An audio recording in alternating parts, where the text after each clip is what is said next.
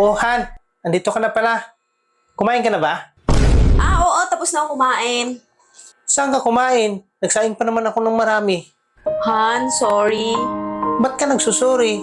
Nanlalaki ako. Natukso kasi ako. Andyan na naman tayo sa joke mo na yan. Bakit? Paano ka ba natukso? Dinala niya kasi ako sa bahay niya. Huwag mo ako i-good time dahil hindi ako maniniwala sa'yo.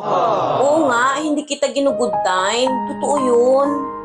Ako ba mapapaniwala mo? Alam na alam ko kung gaano ka kabait sa akin eh. Kitang-kita sa mukha mo yung pagsisinungaling. Ba't ayaw mo maniwala na may lalaki ako? At dinala niya ako sa bahay nila? Paano ako maniwala sa'yo? Ay nakita ko sa hotel kayo pumasok, hindi sa bahay nila. Akala mo maluloko mo ako ha?